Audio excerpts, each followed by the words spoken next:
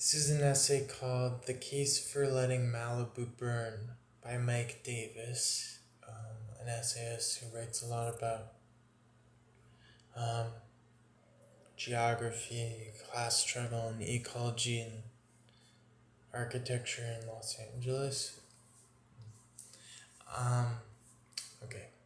I think it's very relevant to mold avoidance and mold avoiders and our problems with fire retardant associated toxin, and that's my words, in my own words, why I want to read it, record it. Homes, of course, will arise here in the thousands. Many a peak will have its castle. John Russell McCarthy, These Waiting Hills, 1925. Late August to early October is the infernal season in Los Angeles. Downtown is usually shrouded in acrid yellow smog, while heat waves billow down Wilshire Boulevard. Outside air-conditioned skyscrapers, homeless people huddle miserably in every available shadow. Across the Harbor Freeway, the overcrowded tenements of the Westlake District, Los Angeles' Spanish Harlem, are intolerable ovens. Suffocating in their tiny rooms, immigrant families flee to the fire escape stoops and sidewalks. Anxious mothers swab their babies' foreheads with water while older children, eyes stinging from the smog, cry for palitos, the flavored cones of shaved ice sold by pushcart vendors. Shirtless young men, some with formidable jail-made biceps and mural-sized tattoos of the Virgin of Guadalupe across their backs, monopolize the shade of tienda awnings. Amid hundreds of acres of molten asphalt and concrete, there is scarcely a weed, much less a lawn or tree.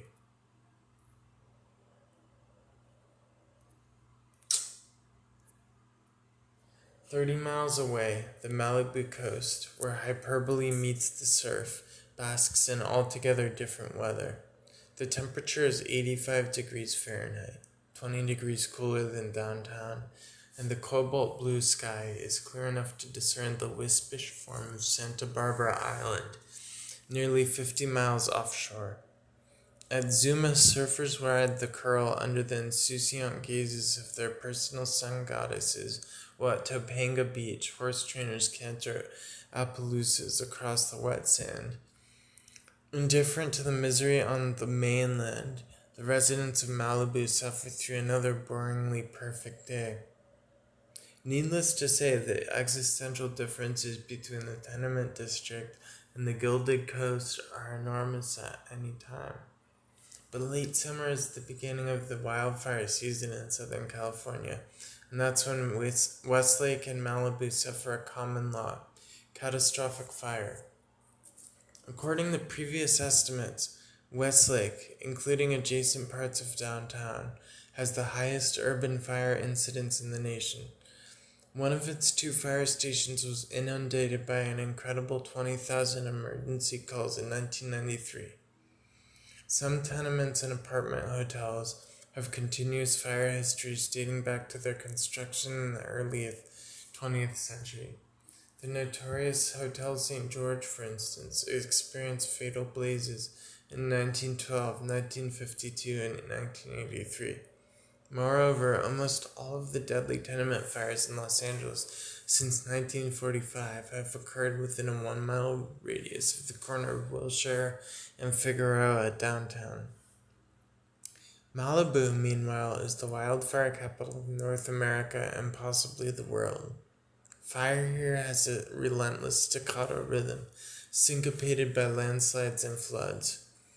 The rugged 22-mile-long coastline is scourged on the average by a large fire, 1,000 acres plus, every 2.5 years, and the entire surface area of the western Santa Monica Mountains has been burnt 3 times over the 20th century.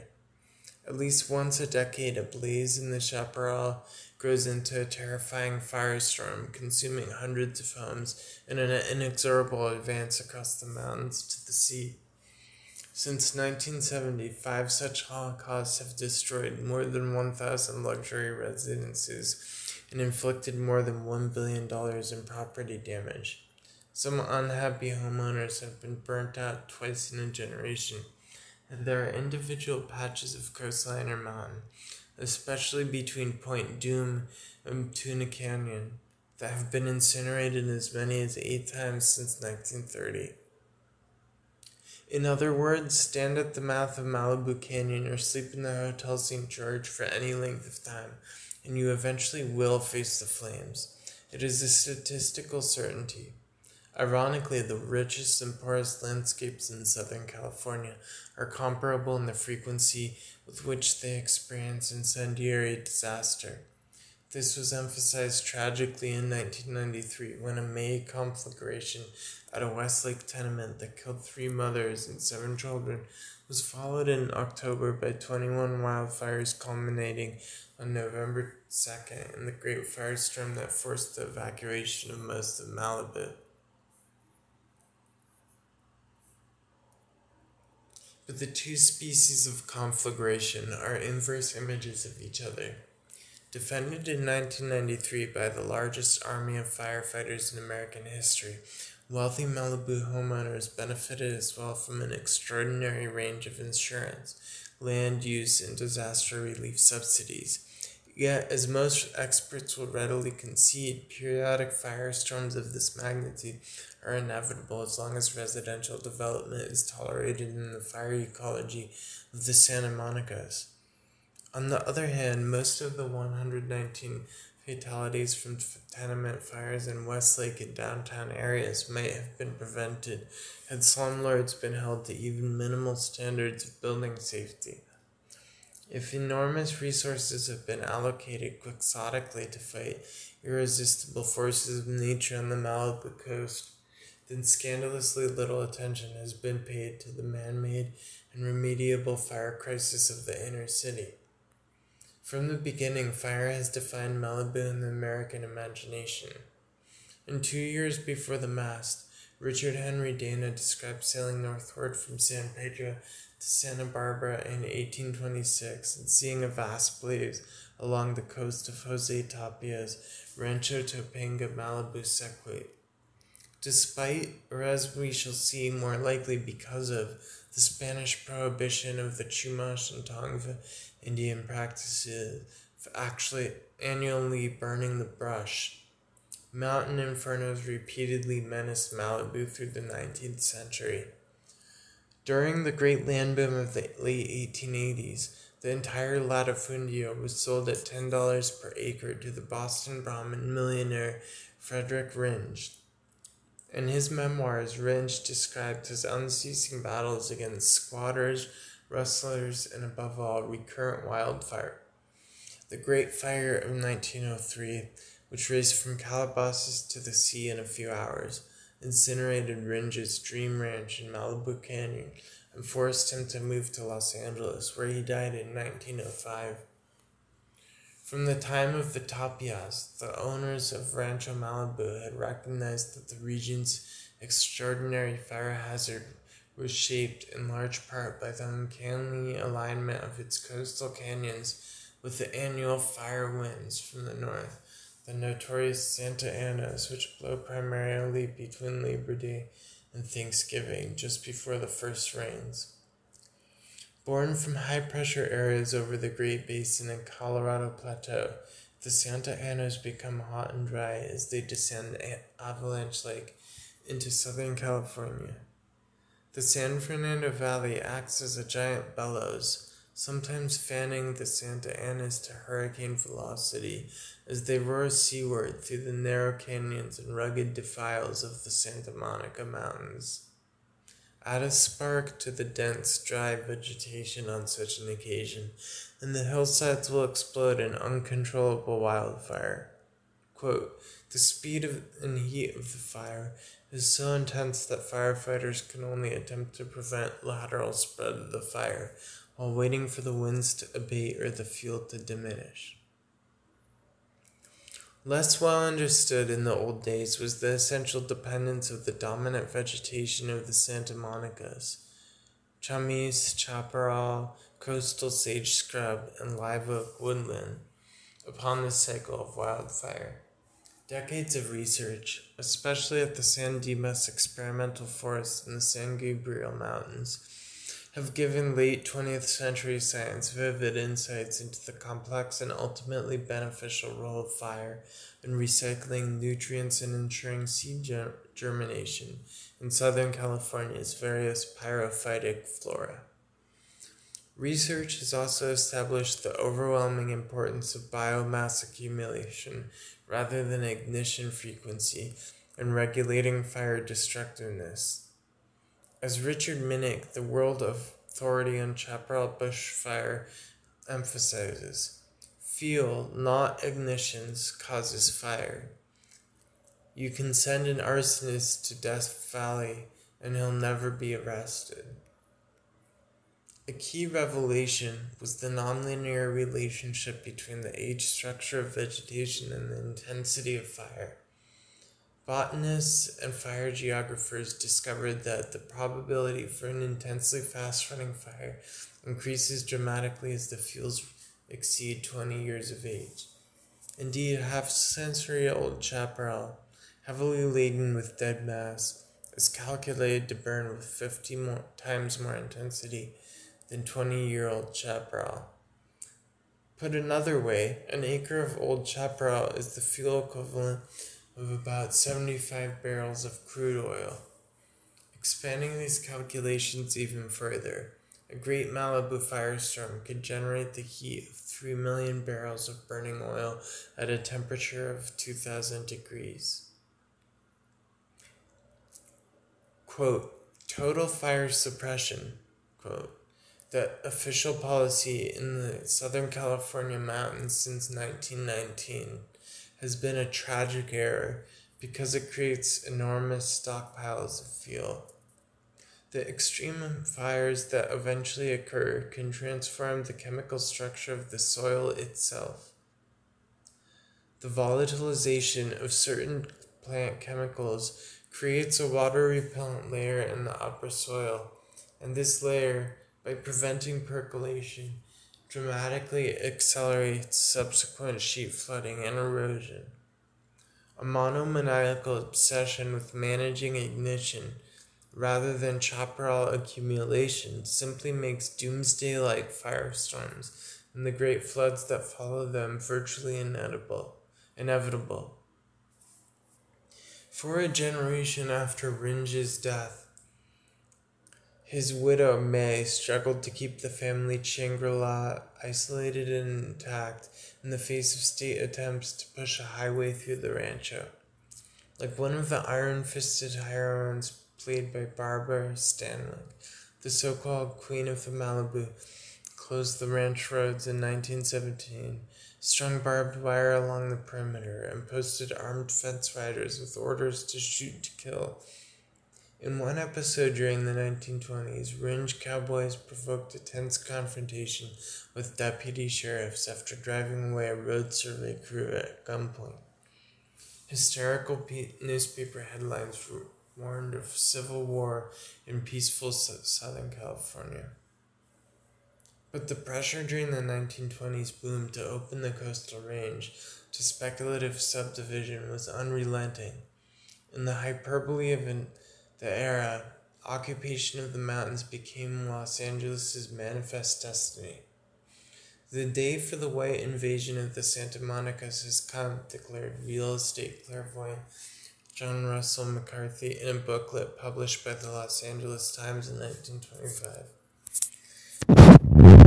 In anticipation of this land rush, the county sheriff had been arresting every vagrant in sight and putting them to work on chain gangs, building roads through the rugged canyons just south of Rancho Malibu.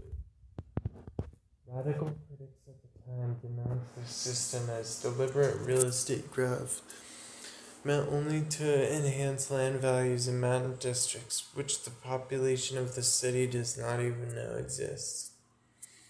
Widow Ringe, in any event, would not be allowed to stand in the way of the march of adventuring Caucasians, as McCarthy put it. After one of the most protracted legal battles in California history, the court granted the state right-of-way through Rancho Malibu. Open to traffic in 1928, the Pacific Coast Highway gave delighted Angelenos their first view of the magnificent Malibu coast and introduced a potent new source of ignition, the automobile, into the inflammable landscape.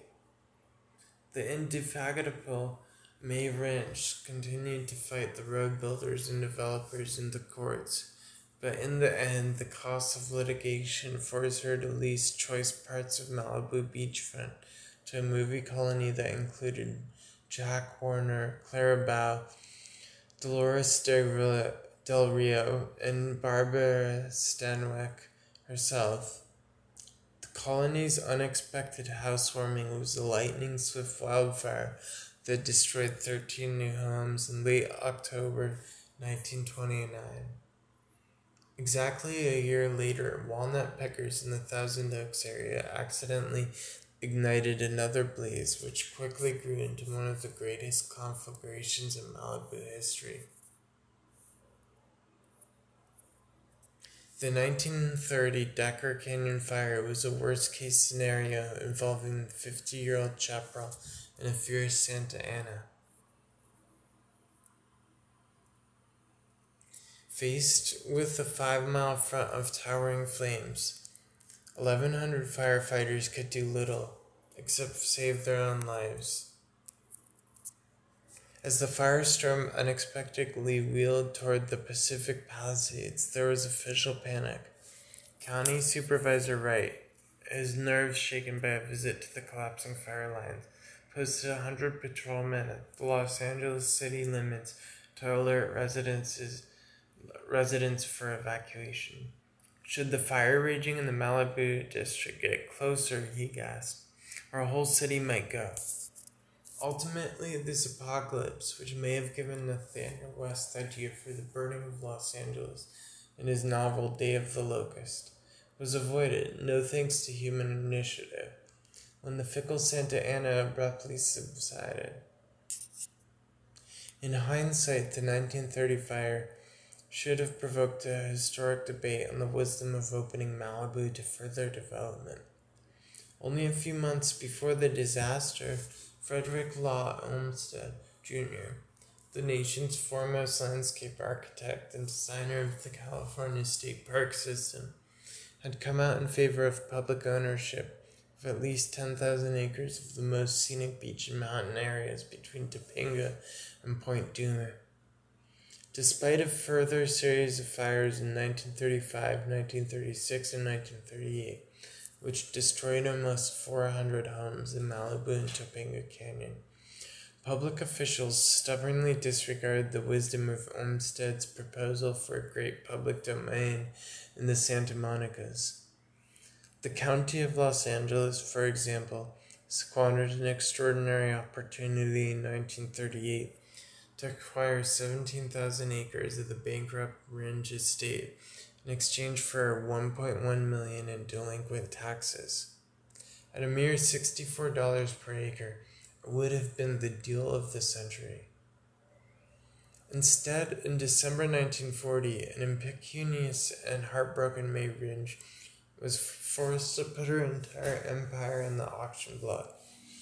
Potential buyers were advised to make an early selection of oceanfront lots, sites for villas, hotels, golf clubs, estates, beach and yacht clubs, income and business lots, small summer home places, ranchitos, 100 to 640-acre ranchos, and acreage for further subdivision. The disconsolate Queen of the Malibu died 2 months later. During the Second World War, severe drought years on the West Coast, hundreds of fire watchers were sent into the Southern California mountains to guard against rumored acts of saboteurs.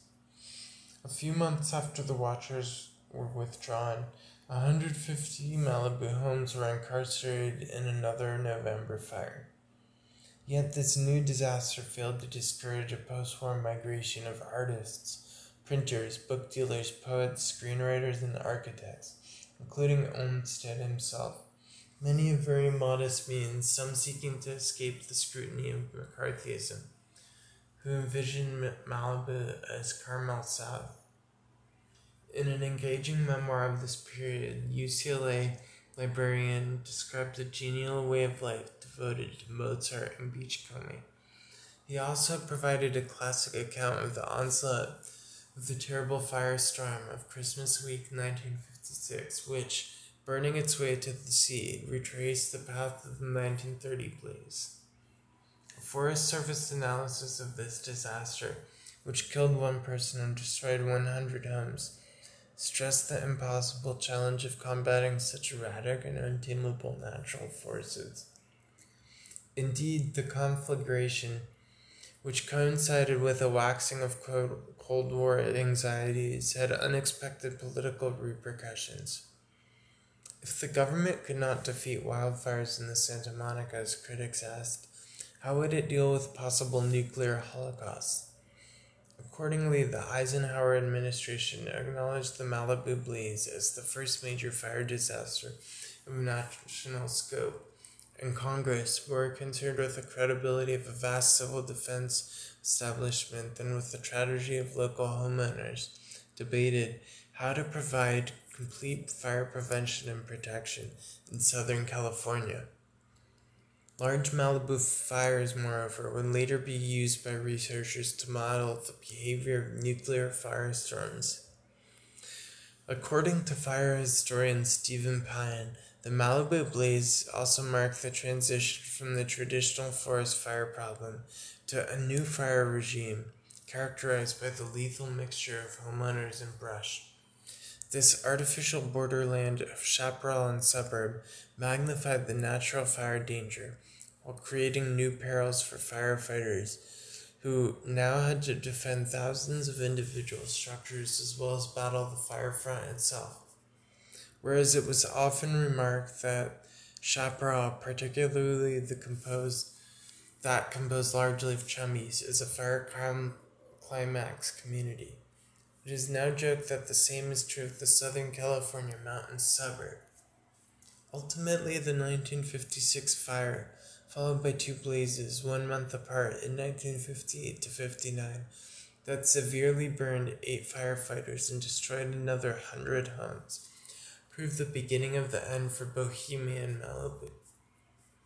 A perverse law of the new fire regime was that fire now stimulated both development and upward social succession. By declaring Malibu a federal disaster area and offering blaze victims tax relief as well as preferential low-interest loans, the Eisenhower administration established a precedent for the public subsidization of fire-belt suburbs. Each new conflagration would be punctually followed by reconstruction on a larger and even more exclusive scale, as land use regulations and sometimes even the fire code were relaxed to accommodate fire victims.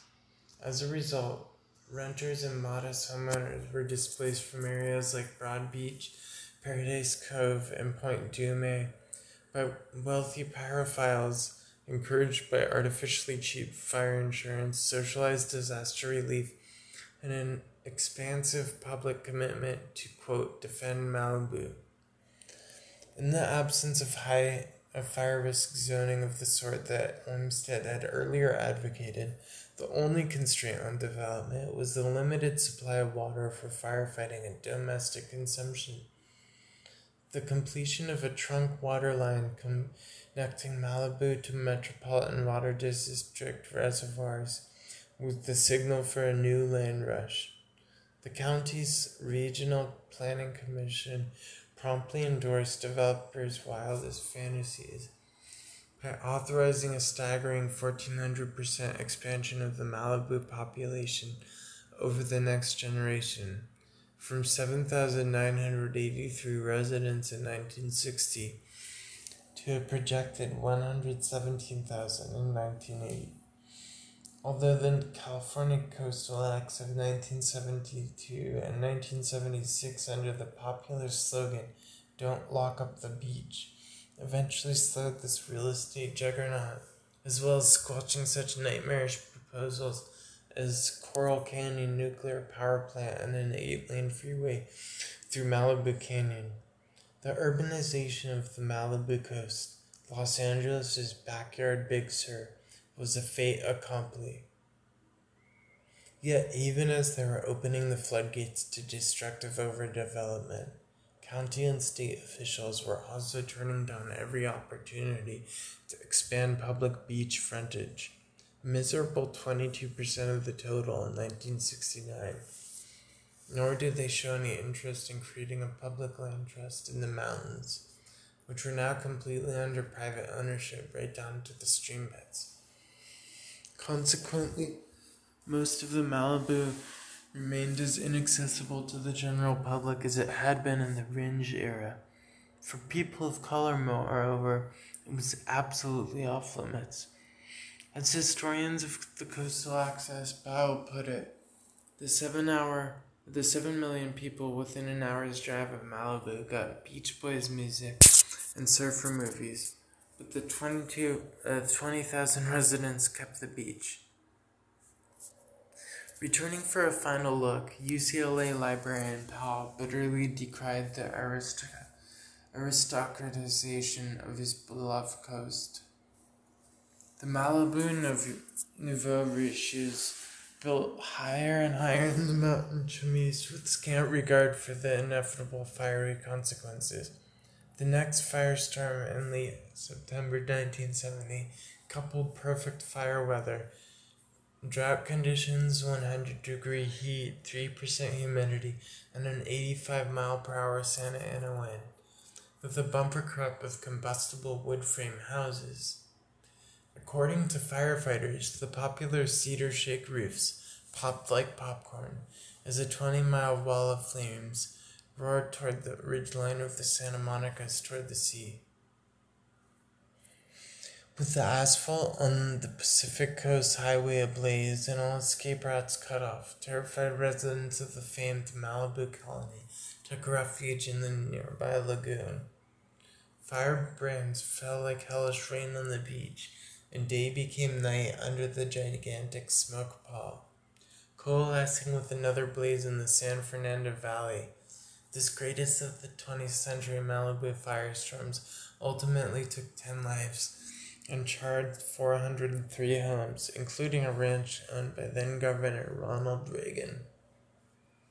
Furious property owners, ignorant of the true balance of power between fire suppression and chaparral ecology, denounced local government for failing to save their homes and demanded new, expensive technological fixes for Malibu's wildfire problems. Elected officials, acutely sensitive to Malibu's national prominence in political fundraising, were quick to oblige. A celebrated example occurred in the late 1970s when the Malibu colony was being pounded by the heaviest surf in a quarter century. Larry Hagman, Dallas's J.R. Ewing, is reported to have told Jerry Brown, the governor of California, "Jerry, do something. God damn it, we're in real trouble. Get your ass down here." In short order, Malibu was declared a disaster area, and National Guardsmen were helping sandbag Hagman's and sometimes Brown de Ronstadt's homes. Meanwhile, developers, racing to stay ahead of proposed slow-growth coastal legislation, redoubled their subdivision efforts. The subsequent boom only provided more fuel for the 3 successive Halloween fires that consumed homes in October 1978, 1982, and 1985. The first 2 blazes both began in Negora and roughly followed the route of the 1956 fire through Trancas Canyon, while the third repeated the itinerary of the 1930 Decker Canyon conflagration. The 1978 fire, which consumed $1 million homes in the Broad Beach area, where Powell had lived in the more humble 1950s, also set a new speed record. The fire crossed 13 miles of very rugged terrain in less than 2 hours. The 1970 fire had taken twice the time. One eyewitness described how the rampaging fire front quote, turned thousands of wild rabbits into balls of flaming fur that darted insanely about, only to start new fires at the spots where they fell. The surviving beasts, domestic pets and wild animals alike, mingled in chaos with human evacuees along the beach at Point Dume, while oblivious surfers rode the waves. Traumatized Malibu residents, also battered by disastrous floods and landslides in 1978 and 1980, could be forgiven for imagining that nature was getting angrier at them. A brief postscript. When most of us build or buy a home, we carefully appraise the neighborhood. In Malibu, the neighborhood is fire that revisits the coastal mountains several times a decade. In the past 60 years, 10 of these frequent events have turned into all-consuming firestorms. The latest conflagration, the Woolsey Fire, has incinerated 1,500 homes and killed at least 3 people. It started in dry grasslands just south of Simi Valley, the site of the notorious trial of Rodney King's assailants, then crossed a freeway to ignite dense coastal sage vegetation in the northern flank of the Santa Monica Mountains. The range's deep canyons, perfectly aligned with the seasonal Santa Ana winds, once again as bellows, accelerating the fire's rush to the coast where it burned beach homes. That should be once again acted as bellows, accelerating the fire's rush to the coast where it burned beach homes. The large number of residences lost attests not only to the ferocity of the conflagration, but also to the amount of new construction since the 1993 firestorm. Why more mansions in the fire-loving hills? Because of a perverse fact. After every major California blaze, homeowners and their representatives seek shelter in the belief that if wildfire can't be prevented, nonetheless its destructiveness can be tamed. Thus, the recently incorporated city of Malibu and the county of Los Angeles responded to the 1993 disaster with aggressive regulations about brush clearance and fire-resistant roof materials. Creating defensible space became the new mantra, and it was echoed across California in the aftermath of other great fires, such as those that swept San Diego County in 2003 and 2007, burning 4,500 homes and killing 30 people. So instead of a long overdue debate about the wisdom of rebuilding and the need to prevent further construction in areas of extreme natural fire danger, public attention was diverted into a discussion of the best methods for clearing vegetation, rototillers or goats, and making homes fire resistant. And if edge suburbs and backcountry subdivisions in fact could be fireproof, then why not add more? Since 1993, almost half of California's new homes have been built in fire hazard areas. Yet, as a contemporary Galileo might save defensible space, still it burns. In the last 18 months, 20,000 homes and perhaps 1,000 lives have been lost in one super fire after another. Such fires are both old and new. 2 different causalities are involved. First, vegetation and topography, annually orchestrated by our dry hurricanes to find persistent fire patterns and frequencies.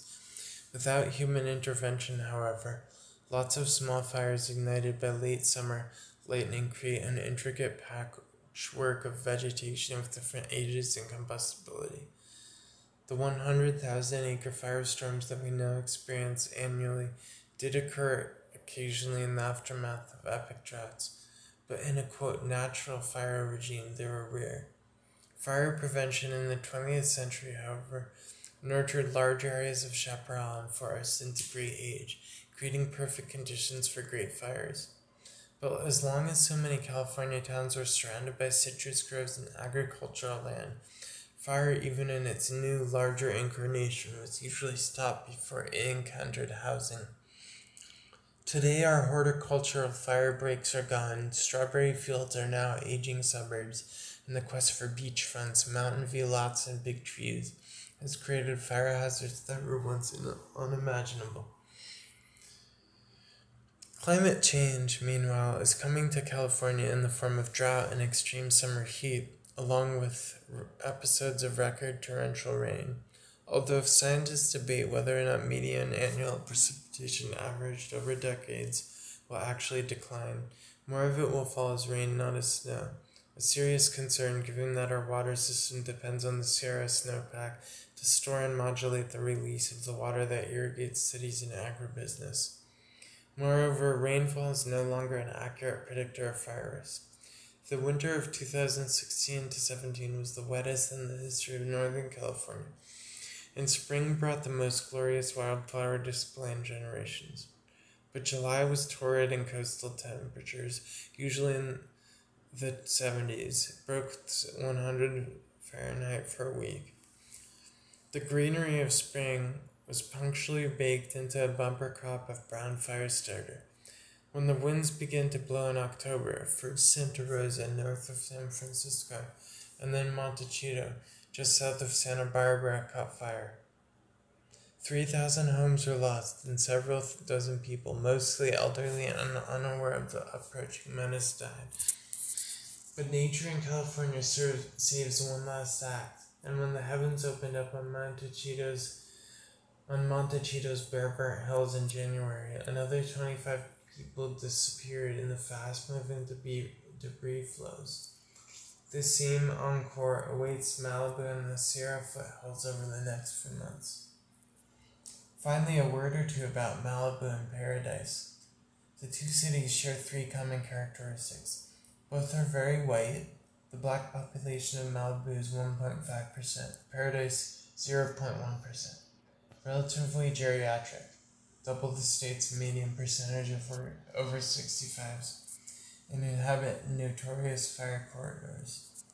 Indeed, the Paradise area plays in the same elite fire league as Malibu, with 6 massive blazes since 1950, including back-to-back fires in the summer of 2008 that necessitated evacuations that gridlocked Paradise's roads, the shape of chaos that can. But otherwise, the cities are avatars of two completely different Californias. Home values in Paradise are half the state's median and a tenth of Malibu's, making it one of the last affordable places in the state. Household income in Paradise is $13,000 below the state median. Malibu is $60,000 above. Paradise also has a unique distinction. Nearly 20% of its under 65 population is enumerated by the last census as disabled. This extraordinary proportion of elderly, sick, and disabled people undoubtedly contributed to the huge, inconsolable death toll. Two kinds of Californians will continue to live with fire. Those who can afford, with indirect public subsidies, to rebuild, and those who can't afford to live anywhere else. The end. Excerpted from Ecology of Fear, Los Angeles and the Imagination of Disaster by Mike Davis.